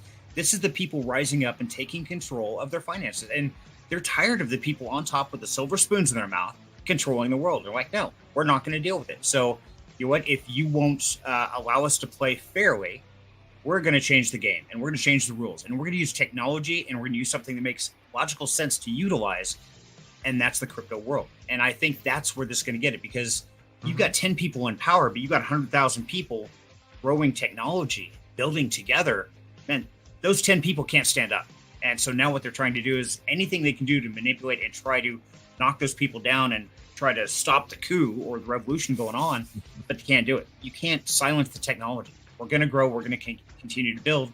The biggest thing is if we're not listening to the news media and just the stupidity that they're pumping out constantly every day, you know, do your own due diligence, do your research, take a look around, and you'll see what's going on. And it's pretty amazing. It is, man. It is. I was going to say, I forgot what I was going to say. Beat me up. Hold on. Okay. Oh, no. Yeah. Send him the thought. Send him. Did you get it? No, but. Okay. I don't know. I was trying to help. Well, I think Bitcoin and stuff like crypto, DeFi, it's all cool, man. We're building cool financial instruments. Like we are. The internet of money, like you were saying before with the message boards, like early internet, people messing around. You connect to some weird phone number and you talk to someone who's like, connect your weird string like hash address to this Web3 thing and swap this, and you. Does it remind you of anything? It does. And that's the thing, is I've been around long enough to see, yeah, I mean, I was there for the .com is right when I started to learn about computers, so I missed out on it. Then I started seeing the whole Google and all this, and I've seen these evolutions occur, and they all run with the same pattern. And it's the same pattern we're going through right now. And that is basically the fact that people are trying to make the world better, and the powerful were trying to hold it back. And whenever you see that conflict, that revolution going on, there's going to be a major change. There has been every time. The internet. There's going to be stuff happening that we can't even predict or know about. I mean, like once the internet came out and information started flowing freely and all that, everything changed. And things came about that we couldn't even have imagined before the internet, right? Now, think about it, money is going to start flowing freely. Like what? We're going to be doing things, you know, in the future we don't even know about now, but where it kind of starts. Like, I'm excited to see.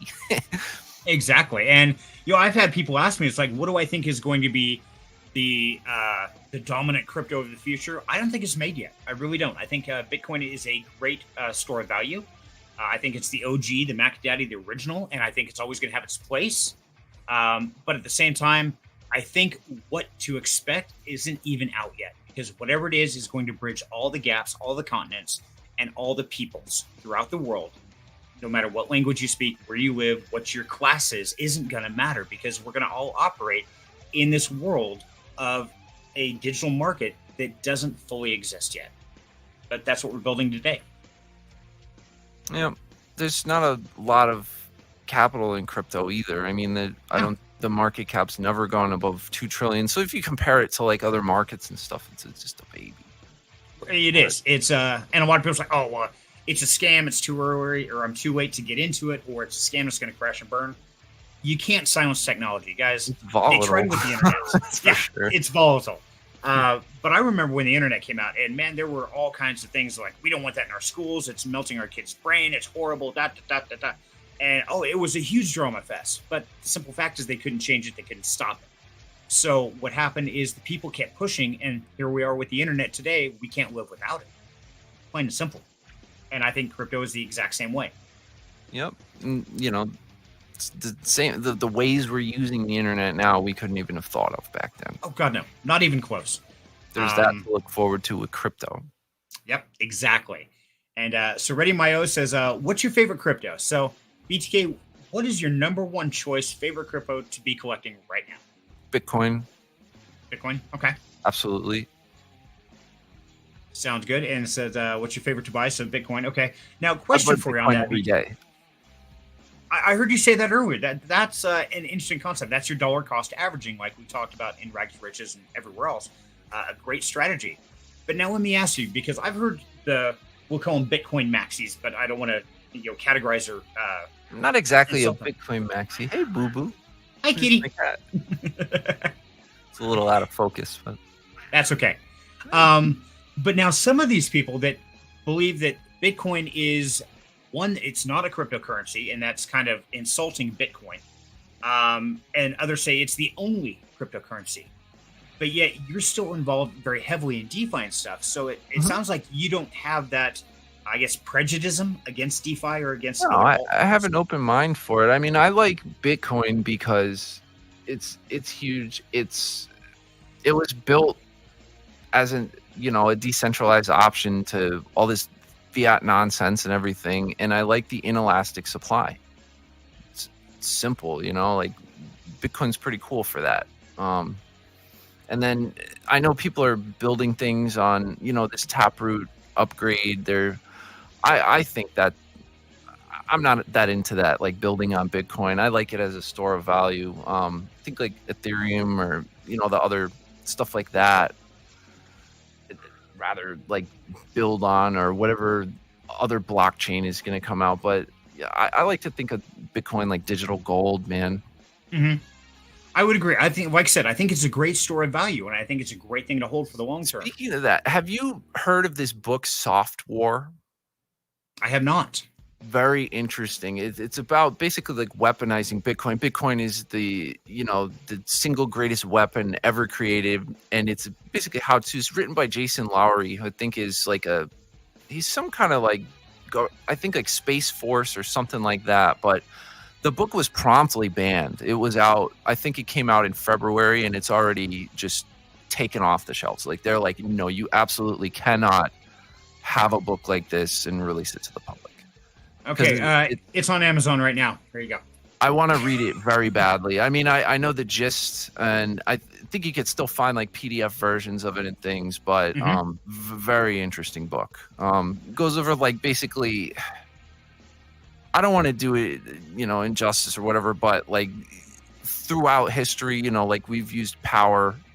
You go invade someone's border, take them over, claim it, this, that, just like right. Power and numbers. We use that, this, that, the other thing. Like, well, Bitcoin can be used like that too, basically, in so many words, a book this thick, how to, right? Okay. And why it is likely to happen, and absolutely. And that's why I call it a crypto revolution, because I do think we are involved in a revolution right now.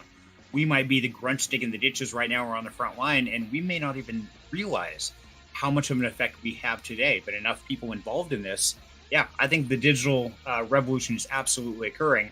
And I don't think it's just Bitcoin. I think that is the easiest to categorize and to classify. But you start looking at these bridges and all these different projects and blockchains that are coming out. Every one is a little bit better than the last one. They're getting faster. They're getting more efficient, more secure. And if they're more secure and they're more decentralized, well, guess what? The government can't control them. Nobody can. And that's what's really great about it. Right. But then there's you got to think about decentralization as it's really good. We like it, but look at what happened with Ethereum. Like they chose decentralization over everything, which is great, but it took a chunk out of their scalability. Look how much a transaction is on Ethereum layer one. It's stupid because it's so decentralized, man. It can't scale really that much. It's just gonna, so they have the layer 2 stuff and this and that. But I think that we need to find the right balance of decentralization and centralization, because when you talk about mass adoption and stuff like that, you're not going to get Joe Blow off the street to make a MetaMask and write down the seed phrase and then connect his wallet and then bridge the funds from here and swap this for no. Right. Absolutely not. There's going to have to be centralized entities running processes on the blockchain on behalf of people, giving them a Web 2 style experience, in my opinion, to get this thing going. So it's going to be, we can't be fully decentralized is my point. And so we need to find the balance, and that's going to be, it might never, I don't know. That's why I kind of like Gauss so much. It's kind of what they're trying to do. They're a curated layer 2 where it's not public. Like you can't just launch a token on Gauss. You have to be approved, right? So I think they're trying to attract like, hey, this is a non-ruggable chain for like brands. Like you get a big brand like I don't know, like Nike or something, and we want to release digital collectibles, release them on Gauss because there's only one of those, and nobody from the public can come along and make a scam fake Nike, this or that. Like, no, it'll be, but that's requires centralization, right? Exactly. It's not a decentralized blockchain, it's centralized. So that's a big benefit, right? So everyone's all decentralization. Yeah, I agree. It's great, but to a point, you need to find the balance. And I think that'll become more and more and more of a discussion as we go further with this stuff. And as more people get involved with crypto, the number of people using all these things increases. It's going to be a factor. It is. I agree. And I've got an idea on that. And I want to catch up the comments real quick. So Jason saying Matic and AVAX. Absolutely. I think those are both great ones. And Wild Angel says pretty kitty. And I want to take a quick second to apologize for the comments that we had previously rolling through. That person has been kicked and banned from the channel because, I'm not going to put up with it. No reason to. So, if you come in, be respectful, man. This is our home. That's why it's Down Home Crypto. I want you to, everybody, feel like you're coming in. This is part of your family. You're safe to say pretty much whatever you want within reason. But if you're just an ass, I will be the first person to step up and put my foot in your ass and kick you out the door. So, don't be disrespectful to the community. Any of them. I'm different. I like to have fun. I would. And I'm totally cool with that. But I think there's a line. And so it's just like, if you came over to my house and you were just flat disrespectful, I'm going to stand up. I'm the first person. I'm the nicest guy on the planet. That also means I can be the other extreme. I can be the most insane, crazy person you ever met in your life. And I'm scary as hell. So they tell me. So yeah, I have both words, but hey, fun is great. But you start getting that line, you're out the door. So I apologize if that person did offend. They were here last week. I just kicked them out. They're done. Game over. That's cool. But Serenity, if they're here, you would be actually, if you kept them around and strung them along, had a little fun with them, right here. Listen, Mike, hear me out. Okay. You'd be doing a public service. You know how? How's that? If there's weird, like kind of trolly stuff going on, right? You have that person locked in here. You know that they're on YouTube, they're in their house, on a computer, not out in public, potentially interacting or endangering members of the public. Like you can contain them here on this YouTube, and you're doing a public, you're getting them off the street. See, that's a good point. But at the same time, and I'm sacrificing my family see, this is a great debate. I love these kind of conversations, man. We could go down a rabbit hole on this one. And so at the same time, at what point in time do you keep a serial killer locked in your house to keep them safe from killing anybody else, but putting your own family at risk? So there's got to be a balance there too. Oh, well. Oh. I'm just talking about YouTube. Okay. Right. But see, that's the thing is Down Home Crypto, man, this family. So I want to keep you guys safe as well as I can. I mean, you guys got to put up with me and you, BTK. I mean, we're about as crazy as this community needs, I think, honestly. we're armed to the teeth over here at the BTK compound. Oh, we are too. But I can't just unfortunately shoot somebody on YouTube. It doesn't let me. Yeah. Well, I don't think you would want to. That's a very extreme circumstance. Yeah. That's that's one of those. I try to avoid extreme violence. I would much rather just remove the negativity out of my life. It's like, hey, not a problem. And I think that's one thing that most people in the world can do is if you got a toxic person or situation or environment, whether it's a job or whatever, just remove them. Just turn and walk away. So Wild Angel, yes, he was starting to get vulgar again this week. Yes, she saw it, and I agree. And here we go again. And bye-bye. And yeah, very good. and that's the thing is, it's not me I'm worried about because I got a thick skin. I can handle anything. I work construction, everything else for years. I don't think that my wife needs to be put up with that. And you know what? No, we're here to have fun. We're not here to put up with the assholes. It's like the drunk at the bar. I will escort them to the parking lot, help them get in a cab. Happy to do it. But am I going to sit there and listen to them for 3 hours? Oh hell no. Ain't gonna. I'm having fun. Good to hear. So let's go back to our previous conversation because I got a tinfoil hat moment for you, BTK. Ooh. So, okay, we were talking about centralization and decentralization, right? Mm-hmm. You said that there has to be some sort of centralization, but here's where I see a possibility: is currently the centralization is controlled by an entity, i.e., business, company, people in power, people with money, that have the resources to create that centralization network, right? What if the centralization actually turns out to be the other form of technology that's being evolved right now, which is AI? What if the centralization was done by an artificial intelligence that was not controlled by anyone? Well, who's prompting it? That's the trick. It has to evolve to a point to where it is self-aware, and then it prompts itself. Yeah, that's not something that I'm really looking forward to, but I know actually no. Never mind. I greet our AI overlords like thank you. I will help bring I will help build you. Don't all of a sudden all his ham radio Yeah, computer equipment explodes. I love Except AI. the ones built in the 70s because they can't touch that, man. You're safe there. But no, if you really think about it, if you were to take an artificial intelligence that has no prejudices, that is separated or taught by all communities, all walks of life, all classes, and if that were the centralization that monitored and made sure everything was balanced accordingly, like I said, it depends on who prompts it. Well, if you get enough prompts, kind of like the internet, you get enough feedback, you're going to have some crap that has to get sorted, but there's no one biased opinion. So it's not just the silver spoons or the people in power, but if people like us are actually inputting some of those prompts as well. Yes, the Skynet rabbit hole. You're right. Have you ever watched? I don't know about that because have you ever watched AI SpongeBob? No, I don't even like SpongeBob. Why would I watch AI? I don't really like SpongeBob either, but I watch that. It's basically like a Discord community filled with, I don't know, like it reminds me of like early 4chan. Like it's bad. And it's all these degenerates prompting the AI that controls like several different SpongeBob characters, and it'll play these like 1 minute long like episodes of SpongeBob based on the prompt, you know, and they can get really bad. And now see, yeah, So and I can imagine, but also once again, you're taking one individual and giving them full control over one of the entities. No, this is the entire chat. Like you basically like you would type in a prompt, and based on how many upvotes it gets is whether it gets fed to the AI or not. So it's the chat is completely in control, decentralized control of this AI.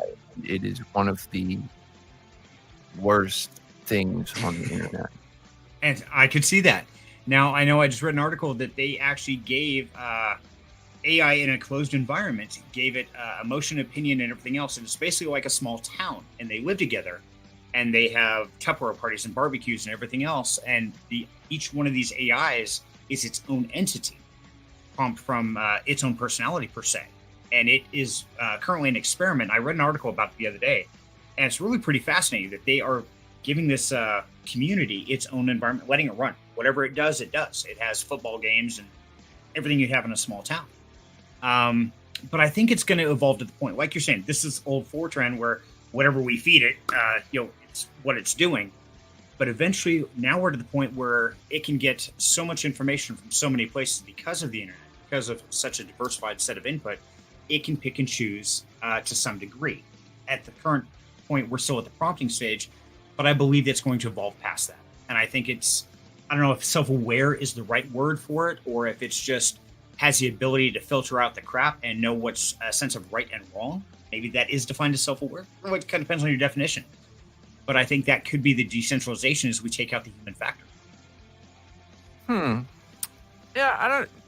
AI is going to be another thing that's pretty. I don't even know what to think. Like what's going to happen with where they're going to build, what we're going to be doing with AI. But I mean, should probably be kind of careful with that one.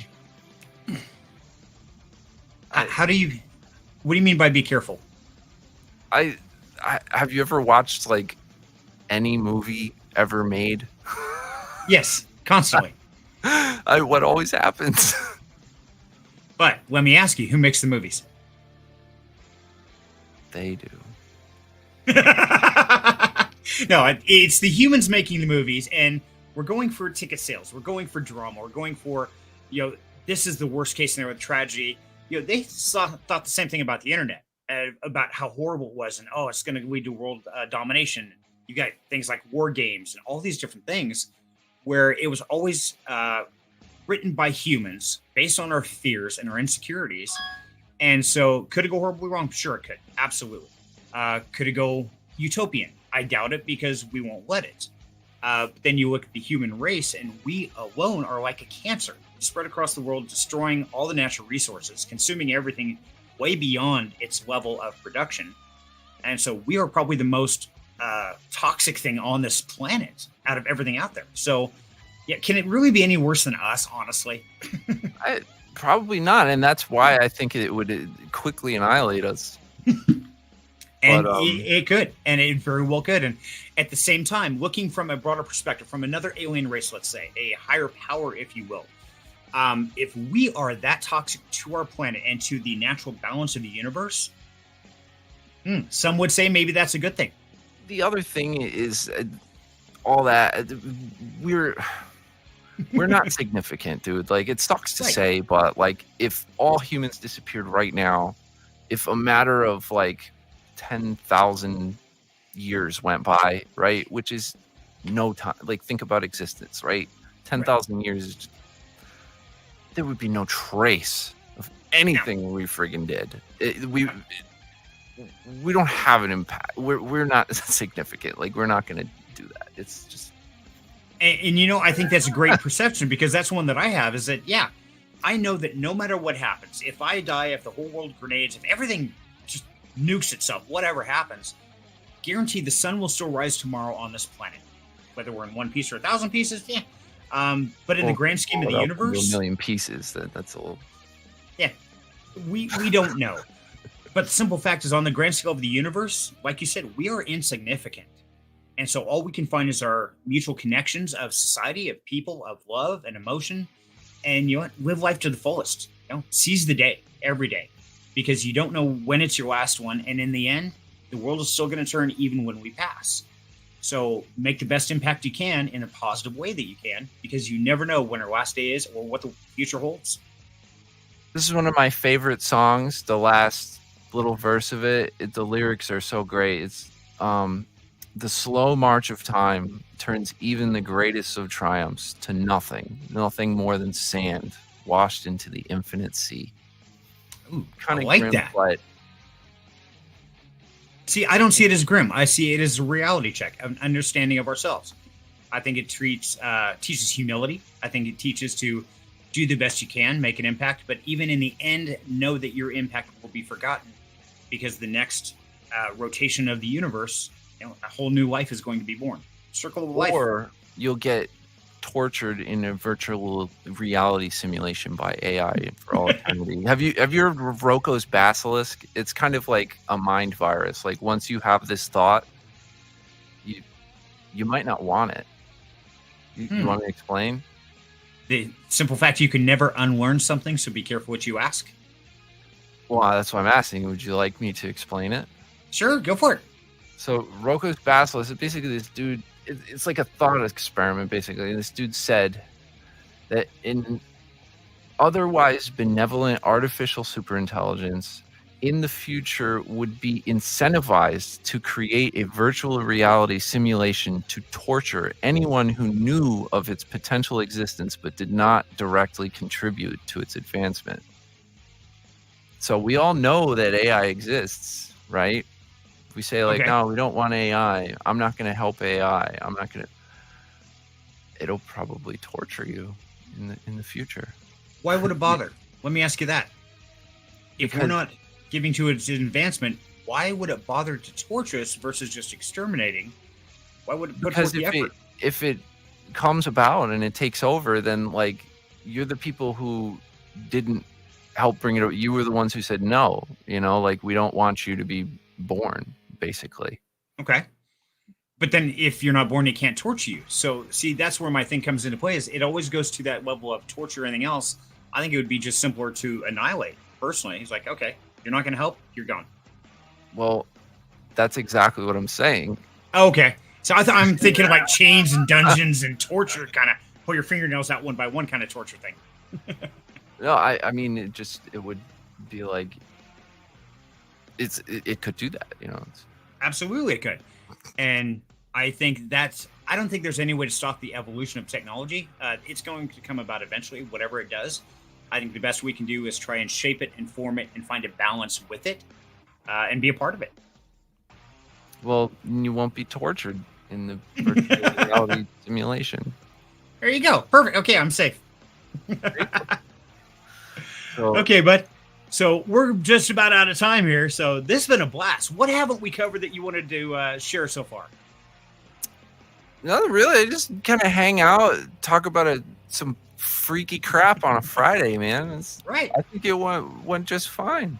I think it's been a blast. And hey, boys and girls, cats and dogs, all other small farm animals, if you're in the audience, let us know you're here. And if there's anything we haven't answered for you, anything you want to know, man, throw in the comments, because we just got a few minutes left, but I would love to make sure that all your questions are answered. Yeah, let's see those comments.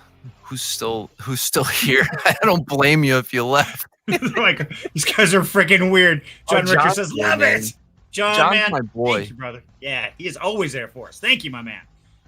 And I try to have fun, and I don't expect a lot of people to stick around the whole time. I gotta go ahead. I gotta show you the what John made, the Auburn jersey. Oh hell yeah! Oh yeah, hold on. It's okay. Pajama pants here, but Crow says, "What do you mean? This has been awesome. Thank you, Crow. Love you, brother.